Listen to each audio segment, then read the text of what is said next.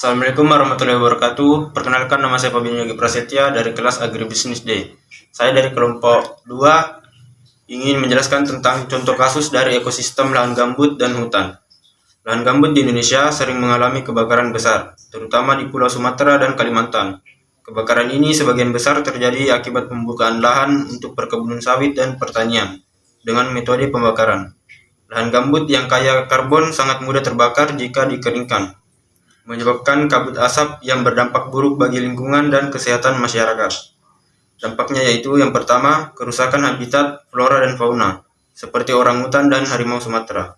Yang kedua yaitu peningkatan emisi gas rumah kaca akibat pelepasan karbon dari lahan gambut yang terbakar.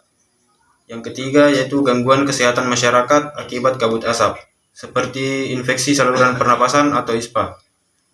Yang keempat, kerugian ekonomi akibat gangguan transportasi, pertanian, dan pariwisata. Kemudian komponen dari lahan gambut dan hutan, yaitu ada dua komponen. Yang pertama biotik dan kedua komponen abiotik. Pada komponen biotik ada beberapa makhluk hidup. Contohnya yang pertama tumbuhan, contohnya seperti pohon rawa. Yang kedua hewan, contohnya seperti ikan. Dan yang ketiga mikroorganisme, contohnya bakteri pengurai.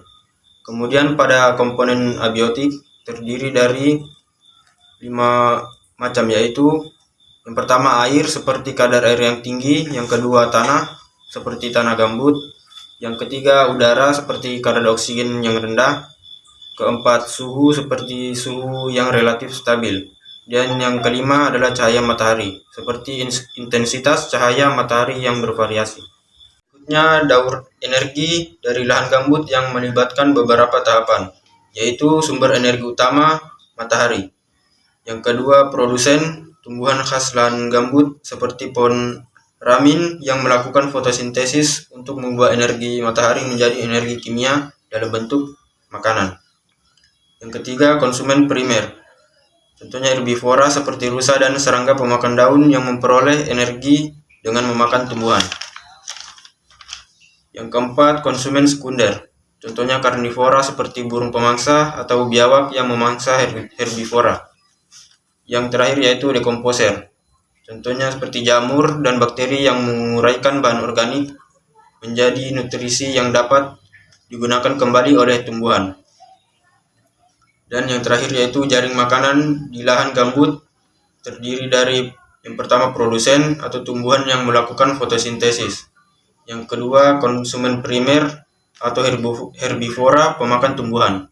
Yang ketiga, konsumen sekunder, yaitu karnivora kecil dan omnivora.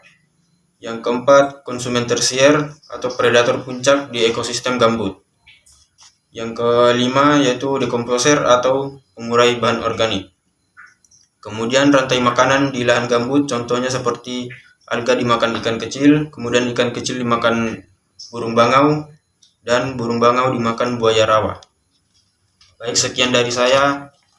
Kurang dan lebihnya mohon dimaafkan. Wassalamualaikum warahmatullahi wabarakatuh.